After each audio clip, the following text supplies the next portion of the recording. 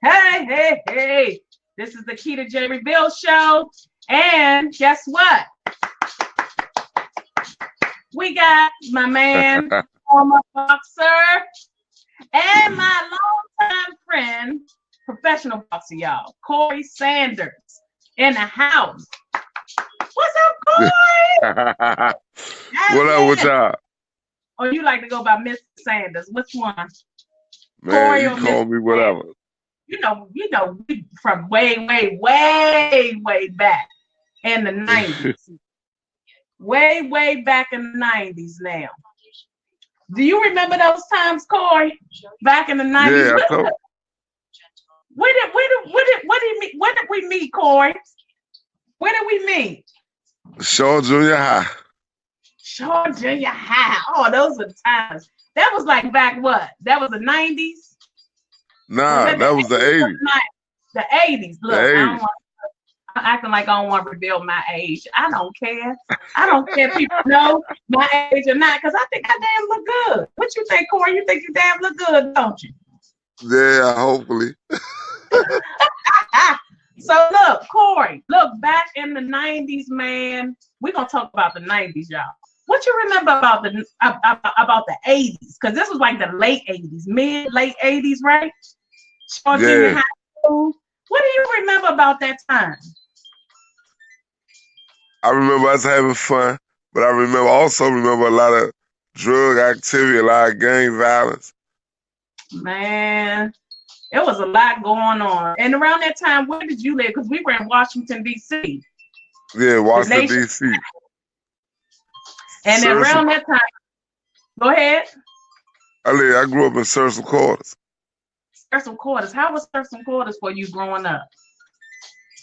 Well, inside of you, it was wonderful. But if you was an outsider coming in and you came in the wrong way, you got into a lot of trouble. I'm gonna put it like that. Okay, so Certain Quarters, what they consider that that was more urban, right? As you know, people know what urban is. Well, we would say the hood. That was more. Yeah. Would you label it as the hood? Yes, very much so. Okay, so what was your experiences growing up in Certain Quarters? Well, like I said, it was a fun time for me because I grew up there. So it was all good. They took care of each other. Everybody, they helped each other out. I mean, it was just wonderful.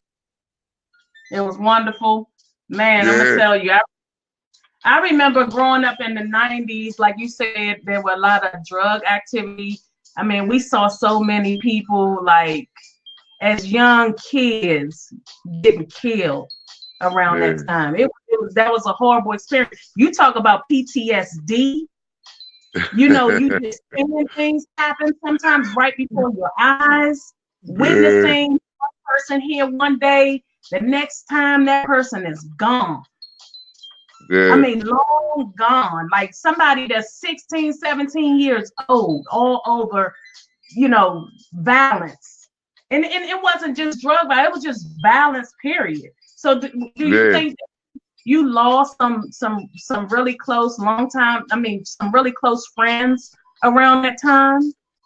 Yeah, but see, I was lucky because I only lost maybe like 2 during that time through the gun violence. So I was kind of lucky, but I knew of a lot of guys who was murdered, who was slain during that time because it was a lot of gunplay on the street though, and people ain't want to fight no more. So what were they doing? They were either what? As far as what? What was the choice of violence? Mainly they was shooting, jumping.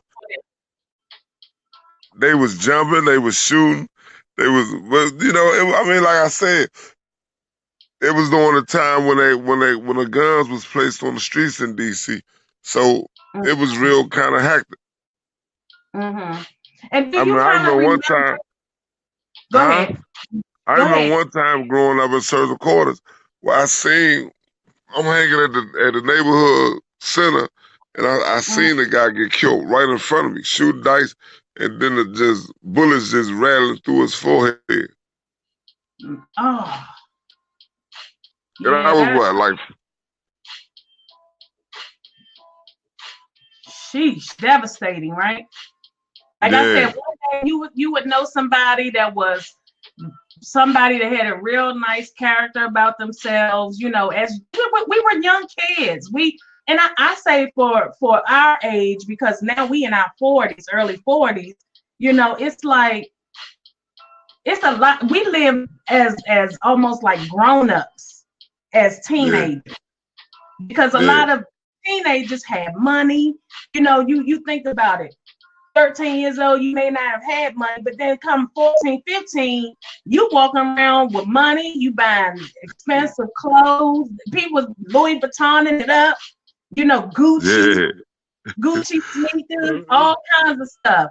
I mean, and that was around the time when Jordans had gotten popular at one point, and then people was getting killed for their Jordans, people was getting murdered for their remember them big old radios people used to carry around? Stereos. Man, that was from New York. that was the time. That was the time, man. And people was just carrying around them big old stereos. They be playing go-go music and all kinds of stuff. And I'm just like, gosh, you know, that it was a hard time for us kind of growing up experiencing that. You know, we were dealing with a lot. You know, we really didn't know we were dealing with a lot until you get a little older and things start going through your mind. I think even I've lost a couple of boyfriends, you know, being murdered, and, you know, friends being murdered in my neighborhood. But around that time, it was like gangs, you know, that they you know, kind of linking up and getting together. And that would be the time we would go down to like, what's the name of the park, Anacostia. Remember? Anacostia. And you had gangs down there throwing people in the river. Yeah.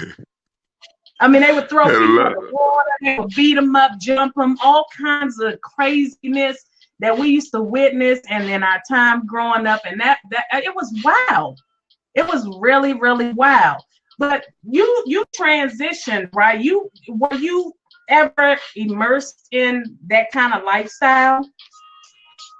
Oh, somewhat I was, but the creator, I like to say the creator, he stirred me different a little bit, because every time I would see myself getting ready to enter that faction, I would see how my life would change, and I go another direction. Like I was out doing.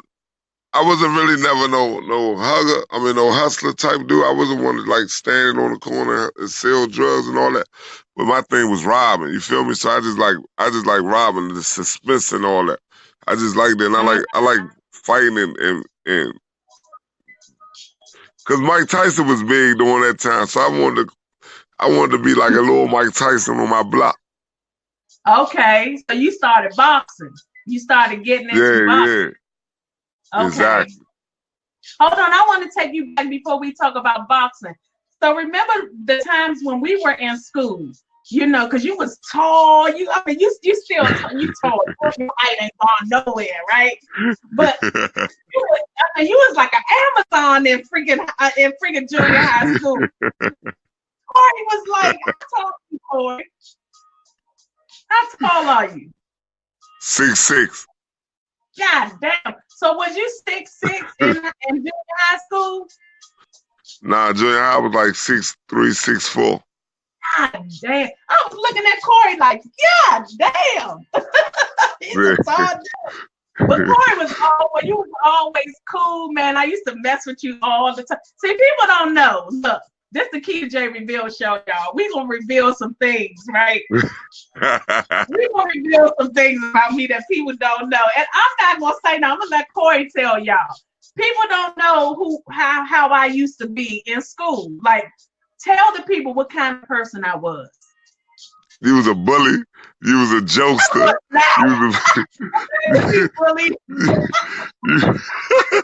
You was so playful. Man, she used to always, every day, and I had big feet in junior high, so I used to have, my shoes was out there. You feel me? Every day she would come past and pull the bottom of my shoestring and make my shoestrings real tight. I used to say, no, not. So wait a minute, Corey. When we used to be in junior high school and you would walk past, because we had this huge commissary. It was more like a lounging area, right? Yeah, it was more yeah. a lounging spot. And we would sit in the commons area during lunchtime, right? We would eat lunch, and then I don't know what we would eat lunch first, and then we would go to the commons area, right? Yeah, that's how I went. And if you didn't want to eat lunch, you would just sit in the commissary and people would lounge and talk. And I mean, we didn't have no sofas and none of that stuff, but we would just sit on the floor, on the carpet. In our school, but we had a nice school. We had a nice junior high school. Remember they used to call our school Joe Park? I mean, they used to call like East Side High. Yeah, all that. Remember Dr. Ellis? Yeah, Dr. Ellis, he used to come out there. Hey, everybody, be quiet, be quiet. everybody, come on, y'all need to be quiet. But we had fun. That was like fun times. Now go ahead, tell the people. I just had to kind of get into that part because I remember that. But go ahead, you was telling them how I was in school. Yeah, because she was like, man, hey, the thing was you wasn't really one to always like to get in fights and things like that. I don't remember that part about you, but I always remember you'll get in fights with me. She loved to get in fights with me because he just kept pulling I said, man, why would she keep pulling my shoestring? She know.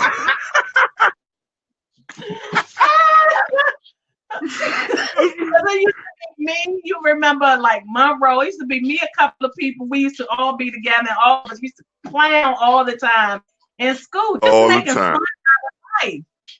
Always smiling, just trying to be fun. You was always a tall guy that I was just like, you know what? One day I think I told one of my buddies, I said, I'm gonna take Corey's shoestring and I'm just gonna pull it because they were so big. What size shoe did you wear in junior high school, Corey? Like I wore 13? Yeah, I wore 14. God damn! And I so now you know. But when you pull my shoestring, you made it look like I wore 18. Oh my gosh, man. We used to have so much fun back then. And you was like, you know what, I'm gonna get you one day, I'm gonna get you. But anyway, this guy, I don't remember you being any bully type in school, even though you sometimes they say the big kids are the bullies. You was like the biggest kid in the school at that time. Yeah, basically, that was it. And you was a fun guy. You was always the fun guy. You was, I remember we took a couple of classes together because, was you in my homeroom? Yeah, we was in the homeroom. We was in the same homeroom. Okay. And I used to get kicked out and put on the carpet and all kinds of Remember Mr. Gray? Oh, we used to go to Mr. Gray's class, and I used to be in Mr. Gray's class making noise. He never could figure out who was making noise. and then the kid used to start, one of the guys that was in school with us, he used to start making the noise, and everybody used to start just making noise in school, in gym class. And it just be like, Mr. Gray be like, who was that making that noise? It'd be like your mouth be closed, but you just, And it's like, who's making that noise? Man, we used to have so much fun. But anyway, Corey, so, that part of our lives, joking around and making the best out of life. Us not knowing any better. We just being kids. We being silly. We just loving who we are at that time. And so you said you transitioned from kind of like the street life to boxing, right? Yeah. So you got into boxing, and did you get into boxing heavy? I mean, how did that start for you? Well, I always wanted to be a boxer since I was a kid when I watched the Rocky movies. That's what really got me excited about it. So when I started seeing that, but I never knew how to get into it. And when I went to high school, I had a principal. He was the What assistant high principal of school the high you school at the time. He was like, "You look like Joe Lewis, man. You look like you should be a fighter. You shouldn't be playing were? football. You look like a fighter." Mm-hmm. And so then he did that for a couple of years. In my third year in high school, I didn't really want to go to college because my mom's had got sick. So I said, "No, I ain't trying to do the college thing." So I just one day I seen him because for real during that time I forgot about him a little bit. And then one day he drove past the school and I seen him and he was like, "Yeah, so you ever think about that boxing?" I said, "You know what? I'm gonna give him a try." And then I just Mm-hmm. went from there. Cause like I Okay. And said, you I was already fighting on the street. okay. So you were street boxing. Nah, I was fighting on the street, just fighting. Oh, you But talking then I about just went, like you had to defend yourself kind of fight. yeah, that type of fight. Okay. So, And what but then I school just did you go to growing up? High school. Roosevelt. Oh, you went to Roosevelt. Okay. Did you play Yeah, football or anything? Any type of sports? of course. Yeah, football. One year I played football, basketball, and ran track. But my main Okay. sport was football. Okay. What position did you play in football? Defensive tackle and offensive tackle. During that time, I was the number, I believe, the number, on the top 100, I was like the number 40. I think Oh it was number wow. 42 player in the country. Oh, in the country. So you could did Yeah, you have a was it a scholarship or anything that you could have gotten? yeah. It was. I had a lot of scholarship offers, but like I said, I wasn't into the books like that. So Okay. I really wasn't. I already in the 10th grade, I knew college wasn't the future for me. I knew that off the Okay. bat. You were tired of school. You said, bump that. I just want to go and be an athlete. If I can't do that, then I'm just gonna figure out my own way. Yeah, exactly. Okay. And then you transitioned into boxing, and you said you started boxing because of your teacher. One of your teachers was really helpful with that, and so you started sparring. So how did that boxing work? I mean, how do you come in? I know my son, he started off sparring, because he wanted to be in MMA at one time. He used to karate kicking stuff in the house and flipping and all that stuff. Yeah. So I said, you know what, I'm gonna put him in MMA. He ain't last one bit in boxing. He was like, I'm done. I'm not, mom, I'm not. So once he started with a rigorous workout, he couldn't hang in there. So you started boxing. So give me the rundown how that started. I mean, how that works out for you. Where do you start in boxing, and how did you well, end up where you were professionally? you take it to you go through the amateurs. You go through the amateur ranks. You train hard. You run early. You get up in the morning, run early morning. You stay doing your college statics, hitting the gym, hitting the bags and all that. But I only had 5 amateur fights, and really, I think because I was so it was it wasn't really. I just wanted to have the money so much, but really, that was a bad idea because I should have stayed a little bit longer and Mm-hmm. turned pro. I mean, I should have stayed a little bit longer before I turned pro, but Okay. the but I did okay. I got my name known in the professional ranks when I turned pro. I only had 5 amateur fights, then I turned pro. Wow. So they saw something in you and you were you're heavyweight, right? Yes, When you went in, you were heavyweight. yes, Okay. And so when you went in, you boxed. After 5 fights, after 5 fights of being an amateur boxer, then you went pro. yes. Okay. So how was that? And then you know a lot of people in boxing like Daryl Coley. I know that's your buddy. Yeah, And who else? Too Sharp and all them. All those guys. yeah. All the area guys I know, and a lot of guys from overseas and in other different states. I learned. I met. So Okay. boxing is one big happy family, we one big community, but it's really like a fraternity. That's what's up. And Yeah, you got some guys feel cool. Yeah, because a lot of them guys know what you're going through, so it's more easier to click with somebody who doing what you doing. You feel me? Got you. Okay, so when you started your first professional fight, who did you fight? Huh? Do you remember your first professional fight? Who you fought? I don't remember the guy that I fought, but my first professional fight was in September 1994. 1994. Okay, and how September many? Go ahead. September 24th. September 24th, 1994. Yeah. Okay, so after your first professional fight, like how did you feel when you fought your first professional fight? Were you nervous?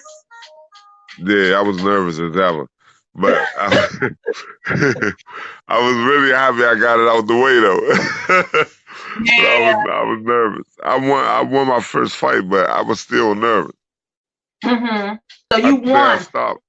Yeah, I think I stopped the guy in the either the second or the third round. I think I stopped him. Okay.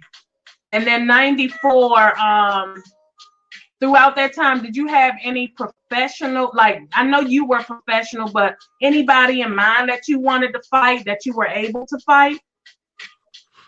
Nah, not really. Cause I wanted to fight the best heavyweights out there. Cause I wanted to be champion. That was the goal for me, to become champion. Okay. Okay. Was it a lot of money in it for? I mean, we say a lot of money, but was it comfortable living for you when you was boxing? When I in the middle towards the end, yeah, it was comfortable. But when I first started off, it wasn't. For real, even though all I was doing was boxing, for real, I should have had a job on the side, but boxing is supposed to be your job. But because I was only making like 400 a fight, and I was only fighting when I first started off. Huh? That's an amateur. Nah, amateurs you don't get paid, but professional. When I first started off, I was making 400 a fight. But as time went on, maybe like 90, 96, I jumped out there and I got my first $1,000 fight. I lost that fight though, but I just jumped out. I just jumped out there because I wanted the big money and get myself out there. Okay, so who did you fight? That was they had like a name that rings bells. I fought the likes of Michael Grant. I fought Mike Tyson. I fought Andrew Galata. I actually saw that video when you fought Mike Tyson. This was after the fact. And I told you they got a gift out there. I showed you the little gift that GIF or whatever they call it, where you and Mike and Mike knocked you down. Yeah. So do Mike hit hard as people say they do? He do. Yes, he hits like a brick. Like a center block. Damn. Yeah, for him to knock you down, I was like, damn, Corey, you know they got a gym out there. You fight Mike Tyson. So you fought Mike Tyson. And how did that feel when you fought Mike though? Wonderful. Well, I already knew Mike. Because I used to be his spawn. I used to be his head spawn partner. So I mean, the first time I met him, I was in awe because that's who I wanted to meet because he was the pinnacle boxer to me. And I was just like, man, this is Mike Tyson. But after he hit me that first time when we sparred, I said, never again will I let you put your hands on me. So there's another Corey Sanders that's a boxer too, right? Yeah, he passed on though, may rest in peace. I was trying to fight him, but our paths never crossed though. Okay. So you got to fight Mike Tyson. And who else did you fight that was like their name out there? Well, me and Andrew Galata, we fought. We had the fight of the year that we fought, 1998. And he was he was up in the rankings. I was getting ranked at the time, and he was up in the rankings. But y'all mainly remember him from, he was the one that hit Riddick Bowe below the belt. Oh, okay. Okay. So you fought Mike, you fought him. And then go ahead.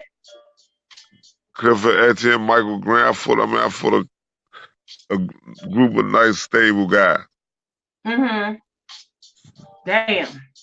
And then are you still training people? When did you kind of end in the boxing career? End your boxing career?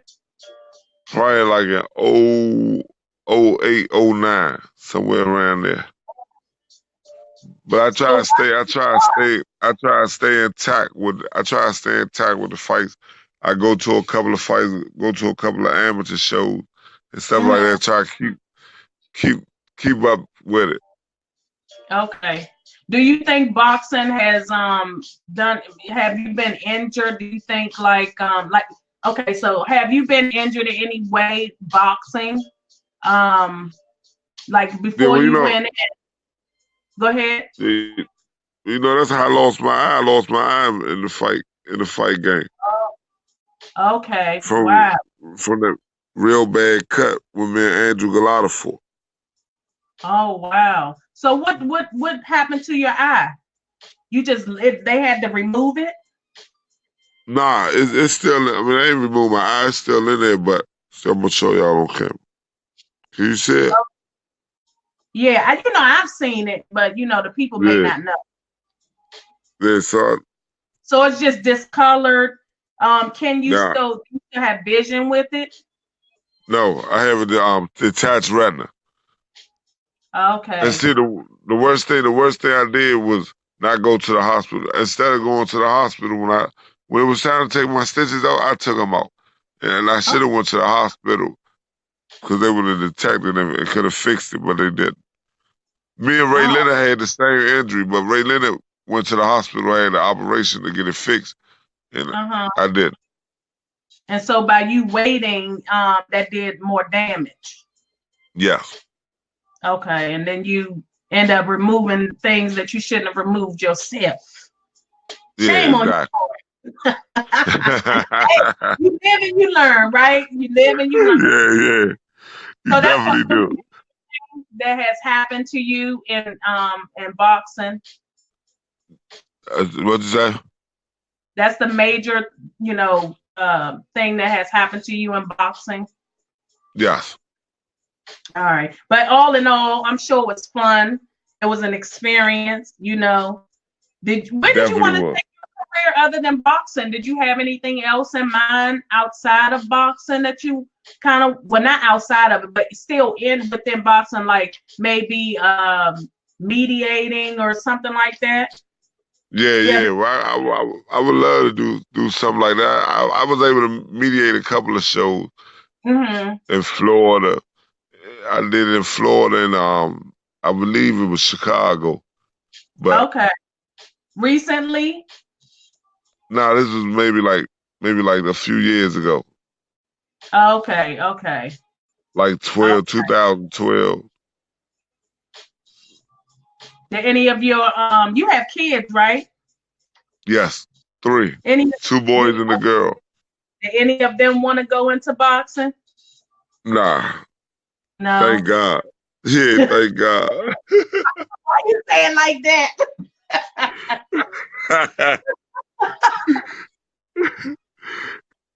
You think it's a headbanger boxing, I'm sure. Getting hit upside the head and multiple times, that has that done any damage? Do you think? Well, maybe so. Now as I'm getting up in age, I'm finding myself forgetting a lot. So okay, that's could have been. Me too. I be like, I tell people I shoot. Most time I can't even remember what happened yesterday. You trying to get me to remember a whole week.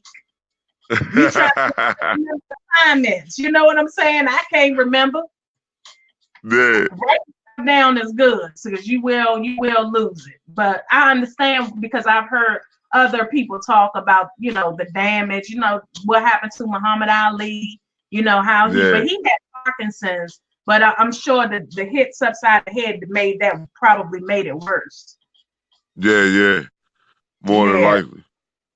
Yeah. So what is there anywhere that you would want to go now in boxing? I mean, or outside of boxing, what are you doing now? Well, now I'm just trying to learn this entrepreneurial thing, trying to be. that's a new way. Yeah. That's not always easy, you know. Definitely, you gotta have a lot of patience with that. You gotta have patience. Yep. You want to work on your podcast because I know you and Daryl Coley was doing something together, right? Yeah. We was on a couple of things on the Facebook, and Facebook still owe me some money because they got that Facebook Live off of us. What? I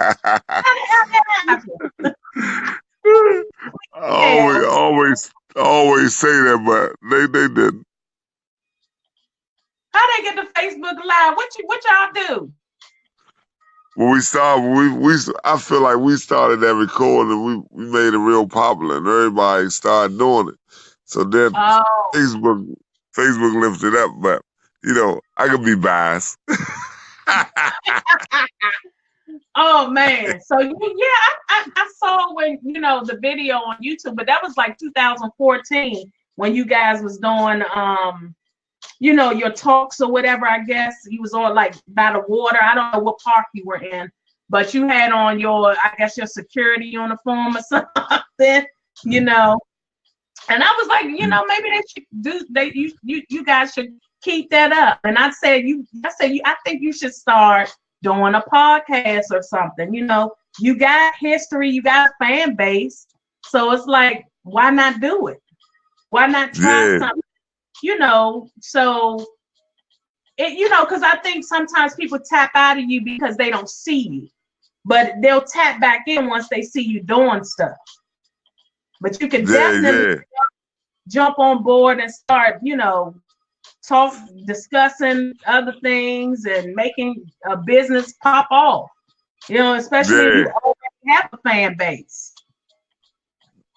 Yeah, look. And you inspire me to do it even more now that I'm seeing you do it.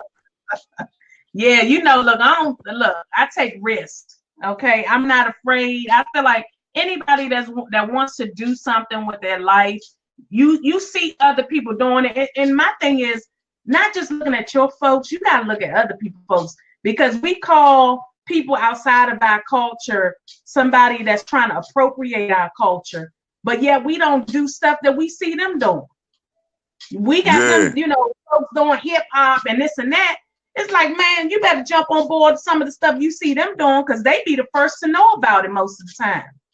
When it comes to the side of things, they be the first to know about it. So why not jump on board and see some of these people and what they doing? Because I was like, podcasts gonna be really popular soon. But I started doing it like in 2017.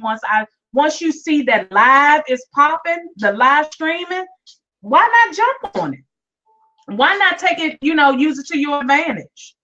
You never know what's gonna happen. You do it for the love, and then the money. People say the money will come. Some folks will say, I'm not tripping off money. Yes, you are. Everybody wants money. Come on now. Who don't want money? Who don't want money? I'm real serious. People say the money is not everything, but it's something, and we need it to survive. So you gotta have money. You know what I'm saying? In order to live. If you don't want to have money, go live in a shelter. See how go live somewhere where you don't have it. I bet you be crying for it. Definitely. You definitely will. I said, I've been on hard times. I know what it's like not having money. You don't know when your next you got bills coming up in yet, because those are never gonna stop. And you gotta figure out how I'm gonna pay this and eat and take care of myself. And if you got kids, take care of them. Can't take care of yourself, you can't take care of your kids. Yeah, well, what they say, you don't work, you don't eat. That's right. So when people say, oh, I ain't worrying about money, just do it, I'd be like, that's a damn lie. Take it away from you and then see if you be talking about something. I need some money. I got to pay my bills. Yeah, but, it's life. How has life been for you throughout all of what you've gone through as far as your career, and now you're trying to kind of find yourself in business? How do you feel life has been treating you? Well, life is what you make it. That's how I look at it, right? So I'm Mm-hmm. going through the little ups and downs right now, but I'm gonna find my way eventually. Yeah, you just can't give up. That's all. That's the I was main listening thing. to this podcast today, and I was just like, sometimes we want to do things, and we figure, you feel like, because even listening to Mike Tyson, have you ever contacted him to try to get on his podcast? Nah. Because he popping over there at the hot box. Yeah, I know. I watched. I said a couple of this joints. Mm-hmm. And where's he? Isn't he in Vegas now? Yeah, he going between Vegas and LA. Okay. But Yeah. Vegas and LA, like Maryland and DC, they're so close together. Yeah. But I know he was talking about his property now that he has. He's even doing the festival now on his property at his ranch or something. Oh yes, yeah, I didn't even know that.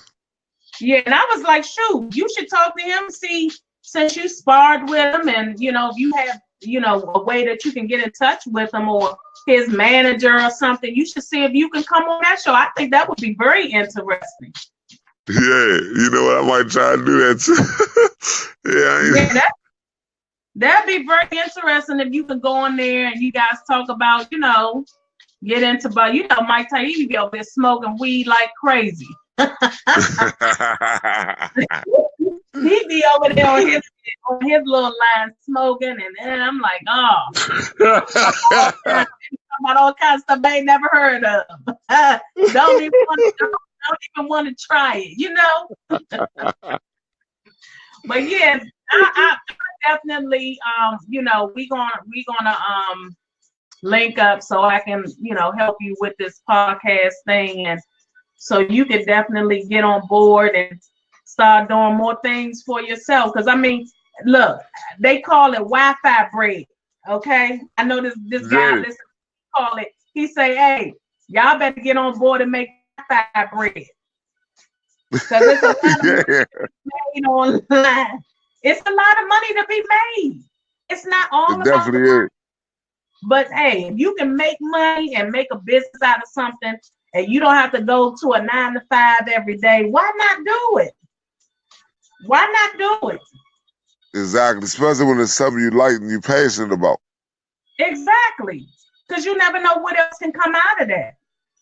Exactly. It's a lot of things that could come out of what you're passionate about. You might be able to separate what you're doing into 2 different businesses. It's kind of linked together, but you can separate it into 2 different businesses. I had my guy K Quick on that, I met through online. I've met a lot of people online, more people that I've met in person that really doing stuff for themselves. And I've been able to connect with these people. And if I were to contact them to ask for something, I'm sure most of the time they would be open for it. Only because you building a connection with people. People right in front of you most of the time ain't trying to help you do stuff. But you got folks that don't help you that's willing to do that. So, like I said, we're going to connect on that. I definitely appreciate you, and all you've done and being who you are. We haven't really seen each other probably in a couple of years, because I think the last time I saw you, we ended up at the same event, and you and Daryl Coley and some other people. I think it was a comedy show. Yeah, the comedy joint. Yeah. So, well, we was at the church. Yeah, I want to say the church comedy show. Oh my gosh! Oh my gosh! That was too funny.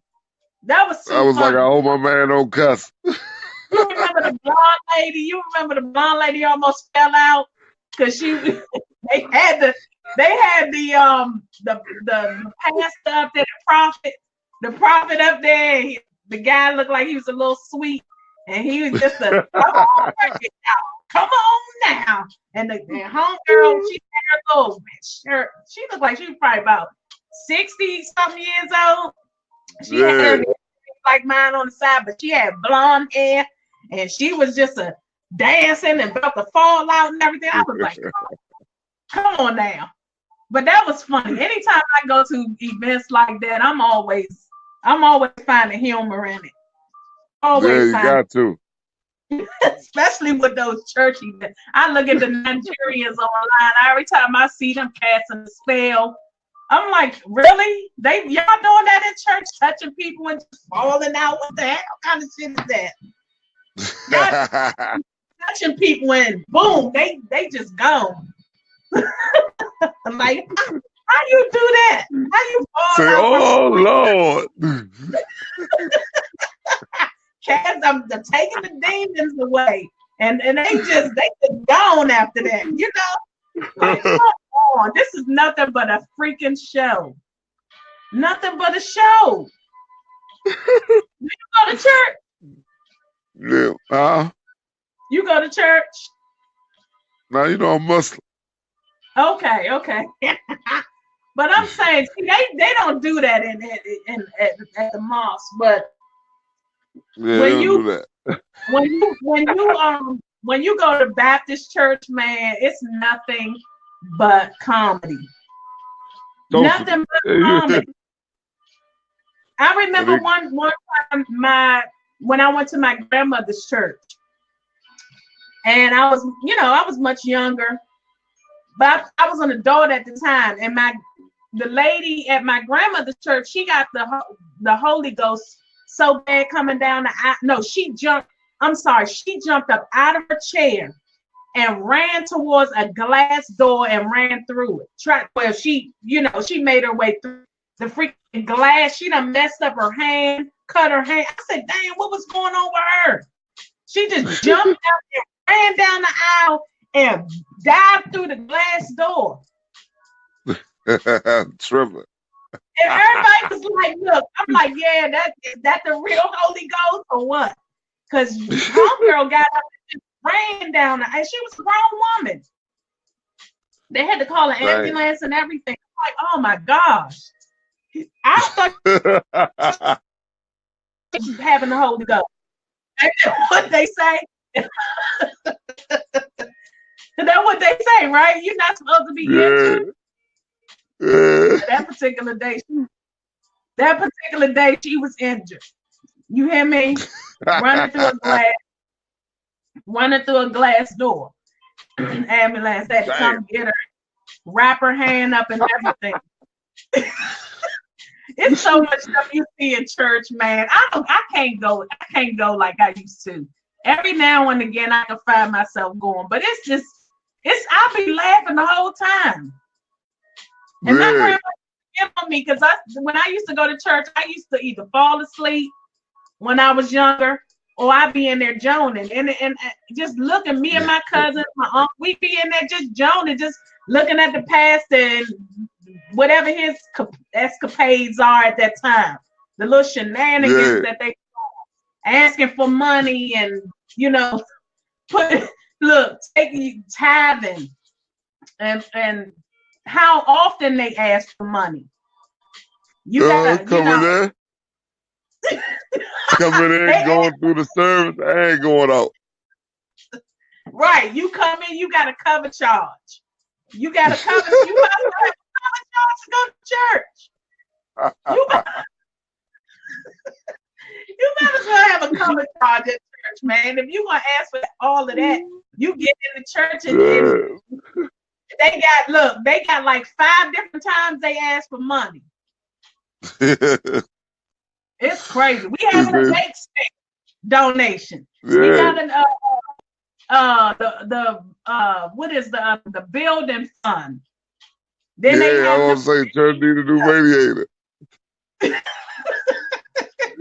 and the church is immaculate, okay? Yeah. I don't know. I just be like, I'm done. My sister, she's more of the churchy going person. I just be like, I say, look, I'm spiritual. I don't know if I can do church like that. And then every time she talks to me, she'll say, oh, that's right, you spiritual. So I know you don't believe in certain things. I say it's not that I don't believe in it. It's just like the shenanigans. Like I can't with all that. I can't with all that. People you don't know what people cast and they touching your forehead. You don't know the energy seeping in from them. They might be some demon. Shit. Oh no, really. But yeah, man. So you became Muslim. Yeah. And what year did you become Muslim? Well, through the same guy, through the same principle. He started educating me on it, and then I just made a decision that was for me. Okay. How often do you go to the mosque? Every Friday. Okay. So you be getting on your knees and praying and everything. You do that often? Yeah. More than 5 times a day, but it's only mandatory we do it 5 times a day, but the extra is more barakat. Barakat is like blessings. And okay. So I try to do as much as I can. Okay. And you got on your kufi. You represent. Yeah. Huh? Okay. I said you represent. You got on your kufi. I remember when we was younger. You remember that? Yeah, they wasn't kufis though. They wasn't kufis. They was just like you said. They was a style. Remember? Hold on. The way all kinds of stuff. What was one of the outfits that? Remember the tie-dye jumpers? Yeah. Hey, look. I know what you're not gonna remember though. What? See, King's wearing tight clothes now, right? But when we was young, we wore all baggy clothes. Remember the Muslim pants? Yeah. The balloon pants. We had every color. Man, I remember the tie-dye. I had the tie-dye jumper. I remember when what was it, around like a Easter, and then we used to wear the tennis skirts, the ladies, we had tennis skirts. Yeah. I don't know, the guys, y'all really didn't have too many I'll copy off of y'all. Whatever y'all like, that's what we wore.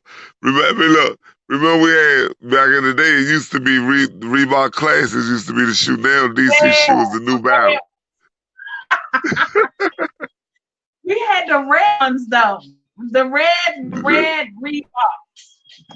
Yeah. the white tree thorns. All that. Remember the lottos, you could take off the color of the sign. Yeah, switch the sign. Let me switch the sign on it. Yeah. Theodore. Yeah, so we was some bad. K-Swift. But they redoing all that stuff now. Cause I heard one younger say, I ain't even know they still made Theodores, but I heard one younger say, yeah, man, I want to go give me these fresh pair of Theodores. Right. I said, what? They still in rotation. I ain't even know they made them. Remember they brought Jordache back out. Jordache jeans was like $70. I said, are you kidding me? Yeah, that's crazy. Remember they used to be like $29.99 and all that shit. Man, you go to Morton's. Yeah. Get your whole Jordache fit. Oh my gosh. Oh, we take it way back, man. Yeah. I'm telling you. I remember I had a Jheri Curl. I just cannot. I was so mad. I remember one time my mother, because my hair was falling out at one time, and I think I was in the 7th grade, and my mother said she wanted to put another Jheri curl in my hair. And you know, at that time I had a relaxer. She took my she put the Jheri curl in, called herself a professional, you know, stylist or whatever. When she put that Jheri curl in, my hair was stringy. She said she was gonna do it like my girlfriend hair. One of my buddies, she had a Jheri curl, but she had an asymmetric Jheri curl. And it looked real cute. And I'm like, oh, get it similar to that. Oh, my hair, man, she had to end up cutting my hair down to a little teeny weeny bush. And I went to school and you know, I was a jokester in school. I was the one that used to rip and people used to be laughing and I was a class clown. And I said, just take me out of that, you know, I'm out of that environment. I got to put myself back in as a whole new person. I got to protect myself. And now I remember one of the guys I went to school. This was before I went to Shaw. I went to Francis and I was in the 7th grade. I told my mother after she did my hair, I cried. I said, Mom, I cannot go back to school looking like this. So I took off. I told my mother, I'm taking off. I can't go back to school. So I took off a whole week. I was wearing a scarf and a Jheri curl cap on my head. And so when I went back to school, I just knew they was going to rip on me some kind of bag. This African guy, he was from, God, I forgot where, it'll come to me.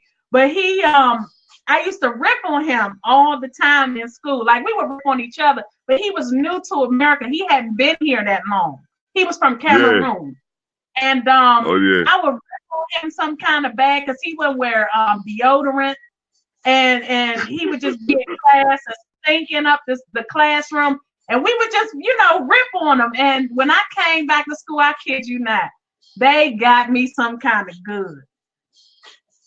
They got me some kind of good. So Corey, I guess, went out, but he'll probably be back. But yeah, they got me some kind of good to the point where, oh, there you go. So yeah, they got me some kind of good, man. I was just like, okay, I know what it feels like.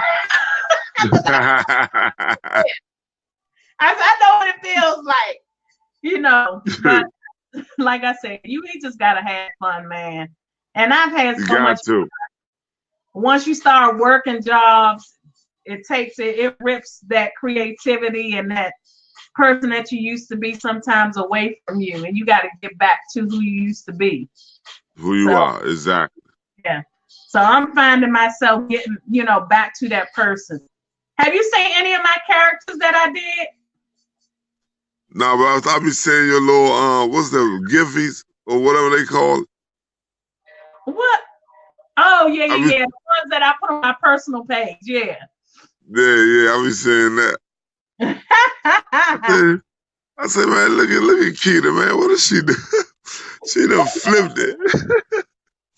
Man, it's funny. Hey, Keita. Huh? Hey, look, my phone dying out, right? Okay, so we're going to end the show on that. Thank you, Corey, for and like you said you would. You contacted me this week and said we could do it. So y'all, thank you. We're going to do it again, all right? Yeah, we're going to get together on that. So I'm going to talk to you later. We out of here. Thanks, Corey.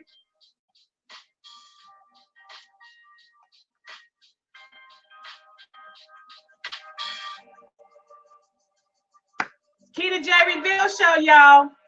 Corey Sanders joined us today. I appreciate it. Thank you guys for tuning in, and we're going to talk to you later.